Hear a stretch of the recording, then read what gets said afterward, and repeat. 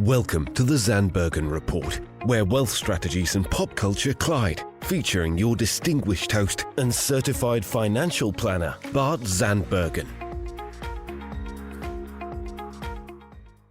Welcome to our show of Dream Chasers and Wealth Makers. We are thrilled to be back in the studio today with a new episode of the Zandbergen Report.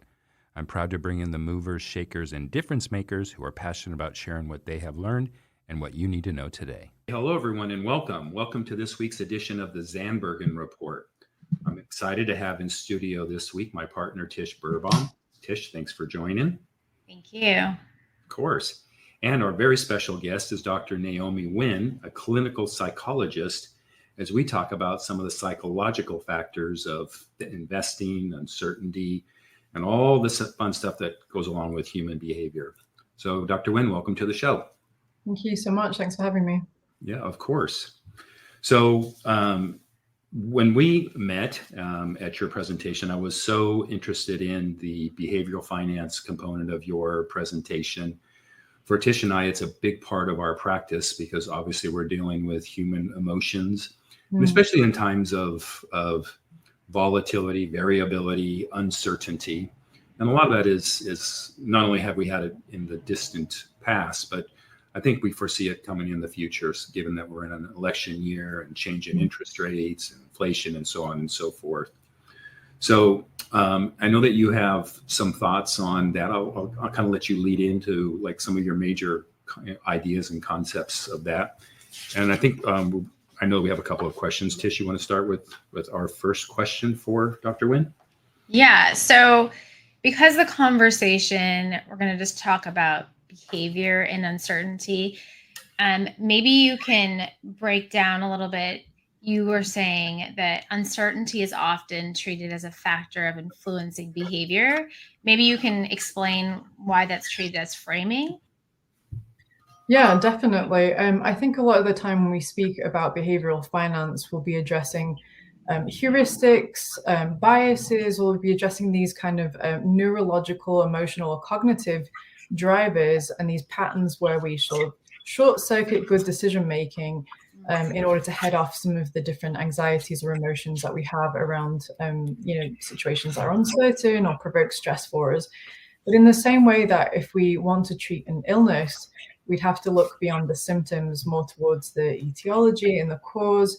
I would make the argument that all these heuristics, these biases and things, while they're still extremely useful, they're somewhat operating at a symptomatic level, and that if we were actually to look at the root here, the etiology here, we'd be looking directly at the face of uncertainty, essentially that things are uncertain. And just as Bart was talking about, we're in a year where I think it's 64 head of state elections this year. There's market volatility, fluctuations of uncertain proportions.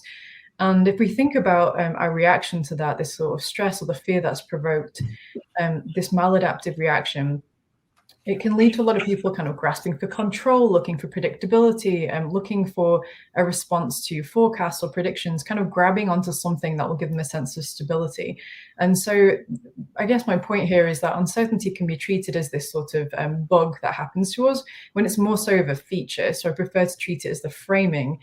Another reason why is when we think about uncertainty, generally humans just don't like it. And this is something that psychology deals with, broadly speaking, philosophy deals with on an existential level, as well as a more kind of quantitative analysis level, in so many different ways. In fact, there's a whole division of the American Psych Association that looks at stress in America. And I think 2023, I think their survey was called, it was concern for the future, beset by inflation or something. It was like a nation grappling with the psychological impacts of collective trauma. There was these references to this geopolitical horror, the never-ending wars, an election year, all this kind of thing. And the common factor underlying all of those things was really uncertainty. No one individual controls any of those things. And it leaves us kind of with this resultant stress that stems from uncertainty. And so again, this is kind of the water we're swimming in. So that's why I prefer to treat it as that framing. And again, on a more even big picture scale, if we zoom out even farther from that, if we think about it, the only certainty in life is death. And besides that, all else is really uncertain. And so everything we do in life is in opposition to the reality of our impermanence. And to cope with that emotionally, physically, neurologically, culturally, the kind of defining factors around that can be so intense to study. But again, this is kind of what I'm looking at in terms of framing as a feature. Yeah. Okay. One thing I realized that I didn't do, and now I'm going to take a pause for a second. So you work for a fantastic fintech company, financial technology company, one that Tish and I use for reporting and trading. Can you tell us a little bit more about your background and what got you to where you are today, working for this company? Yeah, definitely. Long time ago, before I had kids, I did an undergraduate degree in psychology. And between the undergraduate and my master's degree in psychoanalysis, I worked in a counseling center where I actually met Dr. Crosby, who's our chief behavioral officer. He was finishing his PhD and he's a clinical psychologist by trade too. So we met and we worked on a couple of different projects over the years. I went and did a master's degree in psychoanalysis. He went and worked in clinical practice for a while. We kept in touch. We did a couple of creative ventures together. And we always kind of kept in touch about our different kind of career paths. And I went ahead and pursued a doctorate later on once my kids were a little bit older, and we got back in touch. And a lot of the conversations we had, there were so many parallels between them. Working in clinical practice, a lot of the time you're looking at essentially the issue we're talking about today. Somebody's life engenders their values, their beliefs, their attachment patterns, their behavioral patterns, the way they think about the world, their values, their morals, all these kinds of things. And this is couched within this broader context of uncertainty. There's only so much we can predict, so much we can know. Other people are always kind of this, threat to our stability, things like that. And so the clinical practice was essentially looking at how do we make the best decisions we possibly can with partial information about ourselves, partial information about the world around us. And as I was speaking to Dr. Crosby about these things, I realized how much of a parallel there was between that work and then operating within the context of financial volatility or market volatility. And advisors are doing some similar work, at least in terms of the parallel between guiding clients or individuals through a path in order towards the most security we can possibly afford in uncertainty. And essentially just how do we not get in our own way while we're doing that? What are the risks engendered by getting in our own way? What does that look like for everybody? And how do we manage those towards an optimal kind of decision-making process? And while in the world of clinical psychology, we think so much about having this emotional stability or this kind of being able to interface more successfully with people in our lives and our relationships, advisors are kind of dealing with some of those similar kind of dynamics as well. In the advisor-client relationship, that's one area. And then also kind of that parallel of essentially coaching people into finding what really matters to them and how to actualize that in a material sense. Yeah, great. Thanks for that background.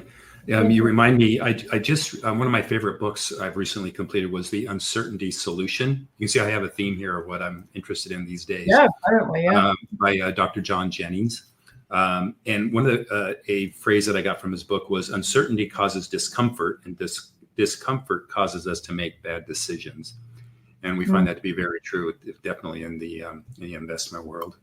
Absolutely. I mean, something I think we can speak to a little bit today too is that I agree with that statement. Something interesting is that a lot of studies have come out to demonstrate that when we're in a period of discomfort, if we handle it well, it actually leads to a personal growth. And in terms of the financial kind of advisory practice industry, it can go towards returns and increased profit and keeping clients and having that kind of continuity through multi-generational relationships as well. But you have to handle that discomfort correctly. Yeah. And a lot of times, according to the book and according to what Tish and I do, the response to discomfort is the decision is to do nothing, right? Is to not make a rash decision. Yeah, absolutely. I mean, that's something that's kind of interesting with the research around this is that a lot of the research has been used to develop something called the intolerance of uncertainty scale, essentially. It's like a distress scale. And they've demonstrated that the reactions to uncertainty, that reaction to that discomfort of uncertainty, they've kind of grouped them into 4 different facets. They use this scale that they created with questions such as, I find uncertainty alarming, or it provokes anxiety, or I find it unfair, things like that. They kind of use these questions to gather information and data, and they distill a response to uncertainty and that discomfort into agitation, avoidance, denial, or paralysis. One of those 4 reactions, if you get a client showing one of those, it's probably because they're reacting to uncertainty in a maladaptive fashion. Yeah. I can relate to that. And I think there's a correlation between uncertainty and negative. I think there's a connection between uncertainty and negative response. And when it comes to finance and investments, what we've just, I mean, between Tish and I, we're close to 50 years of experience if you add us together. And, I think one of the biggest takeaways is at the end of the day, protecting on the downside, right? Our clients' emotional reaction to a negative return is multiplied, multiple X stronger than it is to a positive return. Yeah. Meaning like a negative 10X return versus a positive 10X return. Those are not equal feelings of joy versus of sadness or despair. Yeah, humans are so funny in that way. I don't know if you've ever read Daniel Kahneman's work about this, but he worked around kind of loss aversion. And as they passed out the research, they concluded exactly that people's reaction, they're sort of motivated by loss more than double the amount they are compared to that gain. That kind of sense around losing things is a really strong reaction. It's very interesting. Okay, so how does our aversion, we're going to continue the same thing, to uncertainty impact our decision-making processes? Well, as you noted, you get that kind of discomfort reaction to uncertainty. And so we want to kind of avoid pain. A lot of our behaviors are around avoiding pain or metabolizing it in ways that are maybe not going to serve us in the future, but they alleviate the suffering right now, things like that. One of the big reactions here can really drive us to, well, essentially make reactive decisions rather than deliberate and intentional decisions. That discomfort can kind of prompt a very sort of impulsive reaction. And so this is something I think that is important for advisors to be aware of, because if we want to support optimal decision-making for our clients, we have to recognize that these key cognitive and emotional drivers of behavior are really altered by this reaction to uncertainty in that general context. So when we think about, psychology, philosophy, a lot of these topics that kind of look at the interface and the dovetail between emotion, cognition, behavior, all these sorts of things, they study uncertainty because it is that large water that we're swimming in. And essentially what all of those things have concluded is that we generally don't have good reactions to uncertainty. Left to our own devices, we don't react well to it. And so in order to choose to react well to it, we have to be very intentional about it. Some of the research has indicated, as I mentioned before, those 4 kind of facet reactions that they've passed out: the agitation, the avoidance, the denial, the paralysis. We might have a client, for example, who has been listening to a talking head on TV or a podcast or something that's got this kind of alarmist response triggered in them. And they might respond to this uncertainty. They've heard interest rates are changing. They've heard inflation's out of control. They start to feel uncertain. They start to doubt the plan that you've put in place for them. And they have this emotional reactivity. So at this point, all the neural networks that are kind of governing our critical thinking starting to get a little hazy and moving towards our emotional networks here. And we might get this emotional reaction, this emotional impulsivity. So we might have a client who sees a fluctuation in the market and is just on the phone wanting to go to cash, or somebody who's just papering over their fear reaction with overconfidence and taking risks that maybe they shouldn't be. We might have a client who's really avoidant. They suddenly aren't responding to your calls. They're missing windows for making decisions, or perhaps they're experiencing a sense of denial in response to uncertainty, which, I've heard stories about clients who are really resistant to estate planning because there's a sense of denial. It's quite an emotional topic. And that can be hard because the denial kind of, they're self-sabotaging essentially. Or that, the paralysis there where they're stuck. They can't pivot, they can't move because conditions have changed. They're just going to kind of keep the blinders on. And it's, essentially none of this is conducive to this optimal decision-making process, where we want to kind of, prompt clients towards making decisions that are sort of, well, how do I say this? Essentially, if we have a good plan, a good financial plan, we're going to be making that with best effort at rationality. However, a plan that can be stuck to by a human has to also account for our humanity, essentially our emotions. So we don't want to make a rational plan that flies in the face of emotion, and we don't want to make a plan that just engenders reactive kind of responses and impulsivity. So essentially, we have to recognize we're going to have this aversion to uncertainty. It's going to prompt an emotional reaction. It's going to prompt an emotional reaction to discomfort that's not optimal. And then we need to figure out how to marry that with a rational kind of a rational plan for the long term. So essentially, if we're not engaging with this uncertainty, we're really risking, a plan that's not going to account for human behavior, and all of those good opportunities get lost as we just kind of fall into that gap between rationality and humanness when we encounter that situation, if that makes sense. Yeah. So so I think you had some great examples. Maybe you can explain to the people who are listening, break down like, okay, great. All those last 4 examples that you just identified is something can be triggered for each of them, right? You use a very good example for each. Now, this is something that probably has to be either trained over time or something they're learning from, but what are things that they can do? Because we know change is inevitable, right? It's going to happen, and how they can handle the uncertainty and work through that. What are things that they can do? Maybe some real time examples to, in that moment when they're experiencing that, to maybe shift. And maybe it's the client's point of view, but then also maybe the advisor's point of view. What are things that we can do to help our clients when they get triggered in those moments? Yeah, it's a good question. I like the way that you phrase that. And essentially, if I dwell on the way that you pose that question, the answer's kind of nested in there somewhere, is being able to look at it from a conceptual point of view, to embrace it conceptually, and then understand that we need to get a bridge over to something that's kind of more pragmatic and practical, and then identify what those steps involved. And I mean, as far as the research goes, we have such a wealth of research to give us some practical guiding steps to move that way. And the first one, I mean, I would borrow from a couple different places, but the first place I'd probably borrow from here is actually from dialectical behavior therapy. There's 3, this is something that was actually developed around borderline personality disorder, but it kind of, you can extrapolate it into a number of different areas. In dialectical behavior therapy, or DBT, they talk about kind of these three pillars essentially to finding sort of emotional stability. And it starts with acceptance, and then it addresses emotional regulation, and then distress tolerance. So if we were to borrow from that, we would have to accept that uncertainty is the water that are swimming in. And then we would address this in a couple different areas, first with the emotion regulation approach, and then with the distress tolerance. And I can kind of speak to that a little more detail. If we start with the acceptance, for example, if we refuse to accept uncertainty, if we try to outrun it, we're essentially going to just waste our energy trying to buy our way out of the very pain there that would lead to growth if we could embrace it.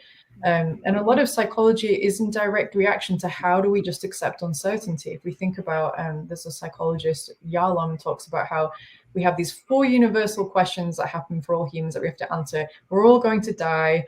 What does that mean for how we define our life? We have the freedom to make choices, but those choices come with a responsibility. And so how do we navigate that? We're all kind of born as these social creatures, but we have this complex interiority that renders us somewhat isolated. And we all have this drive where we have to make meaning from a life that's inherently not given any meaning from birth. Or we have, Viktor Frankl speaks about something, well, he started something called logotherapy, and it essentially focuses on the idea of this freedom to make meaning, this will to meaning, and this will to life. And essentially all these things are reactions to uncertainty. How do we accept uncertainty? And then how do we move forward here? And the goal for all of this is that we can't eradicate the psychological adversity or the ambiguity or the ambivalence that's nested within uncertainty. We have to make meaning despite it. So we want to start with that acceptance. We don't want to outrun our fears or try to outrun our fears around uncertainty. We don't want to leap and attach onto the nearest piece of partial information in terms of like a forecast. We know the research around forecasting is just, we might as well flip a coin, really. Right. If we can accept it, we can sit with it. And once we're able to kind of sit with uncertainty, now we're looking at emotional regulation and distress tolerance. And so this emotion regulation can kind of start with, if we think about it like the check engine light on your car coming on, you can continue to drive your car with that light on if you want to, but you're playing with fire a little bit. If you're able to just check that, why is the check engine light on? Let me take stock of myself. If your own personal check engine light comes on, you're feeling those kind of emotional, kind of dysregulatory things that you have for yourself. Speak to them. What's happening for you in that moment? And then we're going to kind of work on regulating those emotions, which might include mindfulness, exercise, the basics of good sleep, and not overcomplicating kind of basic physiological needs, and recognizing that emotion regulation issues can often come from a sense of wanting control. If we just map everything onto a spreadsheet, extrapolate, model, predict, we'd all be golden. Right. We'd be in control, we'd avoid uncertainty. But can we sit with the emotions that happen for us when uncertainty happens in our relationships or in our jobs? And what does that even look like for you? Do we even know what it looks like for you? Does it stimulate fear? Does it stimulate anxiety or avoidance, or sort of a complete denial of what's happening? And once we've kind of figured out and mapped our emotional response to this, we can start to attenuate the symptoms that would have us react negatively. And then that kind of leads into the distress tolerance angle. And so this speaks to how do we kind of manage our ability to handle distress? If we can kind of increase that distress tolerance, and again, I'm drawing directly on DBT here, if we increase that distress tolerance, the ability to handle that feeling of discomfort that Bart was talking about before, we can actually start to metabolize it into something really useful for us and take it from that obstacle into a step stool. And two things I like to think about when I think about distress tolerance has to do with kind of long-term framing and then anti-immediacy. So with distress tolerance, if we think about, in that moment, we're having all those feelings, they're really strong, we're feeling distress. Right. If we can kind of pull that out into a longer time frame, and then we can kind of make better decisions. And if I relate that directly to finance here, essentially, if we don't really know this, the performance of an individual stock 10 years from now, right now we have dropped, we feel awful, it's stressing us out, we want to react to it, but we have to kind of put it in perspective. Essentially, we don't know this specific individual stock performance, but we do know being properly diversified is going to be good now, it's going to be good tomorrow, it's going to be good 10 years from now. And so using this long-term perspective to help guide our decisions can kind of increase our distress tolerance. And the other part to that is an anti-immediacy approach, which is something, we're in an economy just around attention. We have this soft paternalism that generates everything from political polarization to protect state apparatus from revolution. We have a culture that profits from appealing to immediacy, where you're hungry, you hit an app, something arrives at your door. We even have those apps for finding people and relationships. Like, we want something, we want it now. Immediate gratification. Yep. 100%, exactly. And there's a lot of profit in this. So if we want to kind of increase our anti-immediacy, we have to be really thoughtful about it. We have to be very intentional about it. It's this skill, essentially, to be very deliberate. And if we're able to engender this anti-immediacy, and I like to use a quote from Nietzsche about this. We talked about that the defining factor of a noble culture is essentially the ability to delay our reaction to the immediacy of the stimulus. So if we think about like a noble financial advisory culture, if that's what we want to develop, we want to encourage advisors and clients to recognize, okay, if the stimulus happened, I'm having this reaction, how do I put time between feeling those feelings and then reacting to those feelings? So that essentially what I'm trying to say is that anti-immediacy, it's not like a magic trick where we're suddenly able to see the future by it and make certain of all the consequences that we want, but it improves our ability to make decisions that we can stand by, rather than decisions that are just kind of fueled by impulse or regret. And if we think about, regret is looking backwards and anxiety looking forwards, essentially that kind of stress around the past and future. If we increase our anti-immediacy, we're essentially mitigating both. And so I would definitely advise both clients and advisors to kind of use that psychoeducation to move from that conceptual embrace of uncertainty to managing it practically, if that makes sense. Yeah. It feels to me, there was another part of the book that I read that I think is very, if once one understands this and accepts this, is very applicable to what you just said. And he calls it the knowledge continuum. And there's a difference, obviously, between known, unknown, and the unknowable. So known would be like, George Washington was the first president. Okay, that's a known. Unknown is, hey, I don't know how to say the Norwegian word for gray, but I can find it and I can figure it out. Right.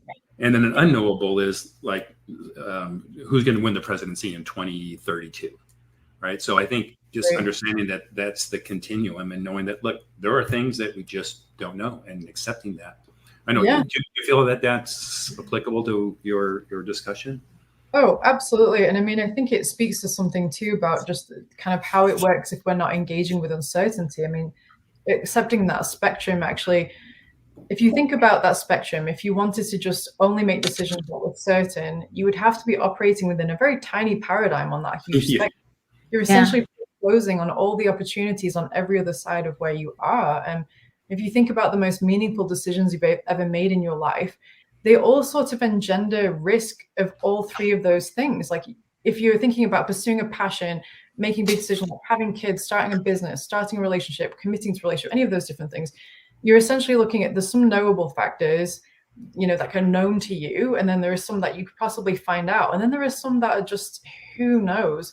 And essentially, if you want to, obviously advisors know this better than anybody, but you can't really shed the risk part. There are no such things as risk-free returns. That just doesn't exist.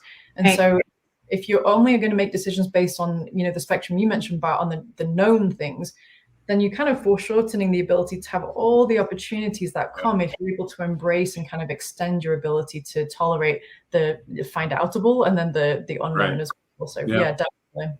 I think that falls back to diversification, right? So you're diversified in all three of the buckets of the continuum. Exactly. Yeah. Guess you want to lead in with the next one? Yeah. So it's been making me think a lot. So my mantra for the year has been being comfortable with being comfortable with uncomfortable. So for me, what that is, and once I kind of made a conscious decision to do that, uncertainty became easier and easier and easier, and decision making became faster and more like, it's not so, like you said, maybe no so narrow. So what does that, and that's been amazing for me in the last several months of just like leaning into that. But what's at risk if we don't engage with uncertainty? I think exactly as you're talking about, you're kind of essentially augmenting your ability to become something if you're able to really engage with uncertainty. And if we don't engage with uncertainty, we risk just disavowing that entire part of life. In those examples we were just talking about before too, if you think about, the most important decisions you've ever made in your life, Yeah. they all engender a level of risk. So if we don't embrace that uncertainty or engage with uncertainty, we're essentially losing out.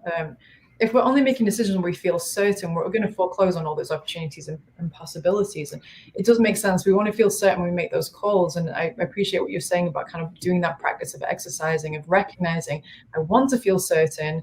But the reality is that all decisions end up being bets. And the best we can do is trying to make the wise decisions. We can't game the system. We can't just select sure ones. Without kind of denying ourselves so much of life, because uncertainty really catalyzes growth. If we're unable to accept that, we're prone to become paralyzed by ambivalence, and that stagnancy to me is sort of like an illness in terms of personal growth, which puts us even more at risk for reacting erratically, impulsively, rigidly, operating from this locus of fear and control, this very habit-based reaction rather than opportunity-based. And essentially, if we're not anticipating uncertainty as this framing for decision making, as advisors, we really risk losing business, we risk losing client trust, we risk losing returns, or any number of different things. So I think that if advisors are really in the business of uncertainty. So if advisors are able to anticipate clients are going to experience that as well, and they're most likely going to react in suboptimal ways unless they're guided, then advisors are really positioning themselves at a crossroads. The client's bound to come to at some point and saying, hey, don't look at that Facebook sidebar, don't look at that TikTok, don't look at this. Like, this is how we're going to handle this uncertainty. Yeah. And if we're not engaging with that, we're really poorly equipped to bridge that gap between client distress and development. And it's the same thing you're doing, Tish, in your own personal life. You're kind of bridging that for yourself. Like, yes, distress. If we bridge it correctly, and embrace uncertainty, then we can move that into development. And it kind of, essentially, if we don't embrace uncertainty, we really risk becoming arrested in our effort to cultivate life, which is reflected in our material growth. We lose returns, we lose clients, we limit our growth. And yeah, uncertainty brings stress and anxiety, but if we navigate it well, it really becomes an opportunity for growth and innovation. And essentially nested in that uncertainty becomes all these possibilities. We have so much to gain from embracing that. Yeah. And Bart, before you answer the next question, just to put a bow onto that, what we do for our clients is we're very holistic planning based. So we nest into the plan that's important to them, that's specific to them. So we get on that journey for what you can say journey is, right, to bridge to where they want to be. And so then we work through what the portfolio needs to be so they can get to those goals. And so the journey doesn't end up being so reactional. It's more of just this is part of the process. And that's why you'll hear us use the words, we're going to put an oxygen mask on and make sure that we ride through it. We're not jumping out the window in the air. So things like that. But you're right. But we help navigate all the time. So I love what you're saying, and it absolutely applies to what we do on a day-to-day basis. Yeah, I appreciate that. That kind of planning beyond the portfolio idea is something that I'm finding increasingly central to practice through these times of kind of volatility or turbulence. Yeah. You both kind of led into the last question, so I think half of it's already answered, but this is kind of self-serving, Dr. Win, for Tish and I, but what would you suggest to advisors, i.e. Tish and I, to help our clients through times of uncertainty? I think there's a lot of power to framing. It's one of the most kind of powerful tools that we have when we can't control things. And so I think the framing of this, if I go back to the research, uncertainty is really defined as something that's ambiguous, novel, unpredictable. We think about that, we might think like, oh, that's really scary. It's ambiguous, it's new, we don't know what to do with it, it's unpredictable, so scary. But if we kind of reframe that differently, it sort of becomes like a powerful approach. Imagine a life that did not have ambiguity. You would have no room to make any meaning that was personalized for you. If life had no novelty, if nothing could surprise you, how would you ever know what you're made of, or if your values are just theoretical? If everything was predictable, we would lose neuroplasticity, the ability to solve problems with innovation.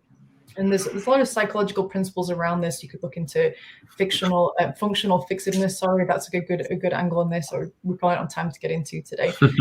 If we think about it, the economic uncertainty really prompts us to think about market efficiency differently. It can level up our investment strategies. If we think about generative AI, that's causing a lot of people stress at the moment, but that could really push us to redefine our relationship with technology and our cultural values.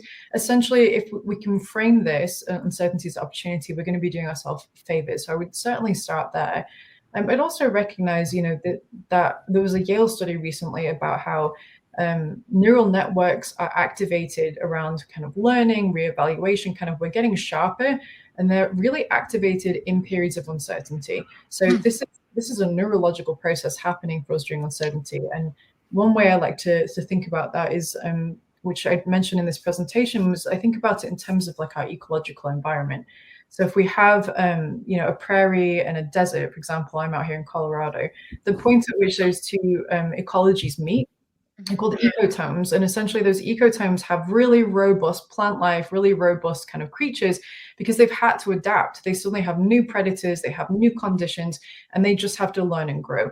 And so if anything, I would suggest to our advisors to work on themselves first. That oxygen mask thing works for our advisors first before we kind of look at our clients, to look at that when we're faced with this new ecotome of here's what we've always known, here's a new environment. This is an opportunity to test ourselves and grow more robust. And also gain that self-trust of practicing and kind of stepping out into it. Same as if you kind of develop like a new hobby or something. At first, you don't know what you're doing, and it can be kind of uncomfortable. But the more you embrace that discomfort, the more you're being realistic about where you can grow your skills and essentially kind of make decisions that are really useful for us. And I suppose that the upshot of what I'm saying here is to really try and make that shift between a grasp for control, that control orientation of like, this is scary and unpredictable, I need some control, to letting that go and instead moving into a goal orientation. So yes, it's unpredictable, but what are our goals? How do we still shoot towards our goals? And one way to do that is to really focus on the things that are in our control. And an example I use a lot with my kids too, when we're in these situations where we can't predict or control everything, is to think really back to that seismic design flexibility in skyscrapers, in places where there might be earthquakes or adverse conditions, where we really want to work on finding, getting our base, the things we can control, getting our house in order, and then having flexibility with everything that grows out of that. And essentially just, not trying to outrun uncertainty in that regard. I love it. And I'm sure we're probably almost out of time. Is there a way that people can find additional information on this? Is there information they can find you, additional tools? Yeah, definitely. I'm with Orion. We have an advisor academy that provides free CE courses, and this course that I've written about uncertainty is on there. And I'm also on LinkedIn. People can kind of locate me on the internet somewhere there with some contact details. But essentially, the Orion Advisor Academy is a course that runs through where we're looking at uncertainty as a teacher. We can really use that in discovery. If your client can identify what they feel losing due to uncertainty, we've also identified immediately what they want to protect the most. And Orion, on our platform, in our stack, we have a lot of tools to help kind of parse out what that looks like for somebody, so they can plan to protect what they need to, and essentially contour decision making that rejects that immediacy and honors the long game instead. And so I've got a couple places there that people can find me at. That's great. That's fantastic. All right. So I get to ask you the final question. All right. So that is, Dr. Win, what is your ultimate lesson learned in your career in the behavioral finance part of your career? It's a good question. This might be a little abstract, but what it brings to mind is thinking, I have a friend who's an artist and an art teacher, and she's daily in the business of making something from nothing, essentially. And she one time wrote to me, in the discomfort of absurdity, make finished things. And it's something I think about all the time. While I've been, kind of talking to people who are feeling, scared about where the market's going. I mean, these are just numbers on a screen to an extent, but they change the material reality of people's well-being. It threatens their financial health the same way that a diagnosis of a chronic condition would threaten their physical health. It's quite scary. And so when I think about that, one of the biggest things I've learned is that in that distress of uncertainty, just to continue making meaningful things, be those relationships, be those goals that reflect your values, and having that be reflected in your financial planning. That's a fantastic answer. So great. Tish, anything else before we close up? No, this has been great. Very informative. Yeah, thank you. I'm glad I could be here. Yeah, Dr. Win, thank you so much for your time. We really, really, really appreciate it. We want to thank everyone who was tuned in, and we look forward to being back in the studio next week. Cheers. Thank you. Tune in next week for the latest edition of the Zandbergen Report, Tuesdays at 2 p.m. Catch up on our recent shows by visiting podcast.bartzandbergen.com. The Zandbergen Report is also available on iTunes, iHeartRadio and Spotify. Interested in being a featured guest on our show or have a question you'd like to hear us answer? Email podcast@bartzandbergen.com. The contents of this podcast episode do not constitute an offer of securities or a solicitation of an offer to buy securities and may not be relied upon in making an investment decision related to any investment offering Access Wealth Management LLC, an SEC-registered investment advisor. Access does not warrant the accuracy or completeness of the information contained herein. Opinions are our current opinions and are subject to change without notice. Prices, quotes, rates are subject to change without notice. Generally, investments are not FDIC insured, not bank guaranteed, and may lose value.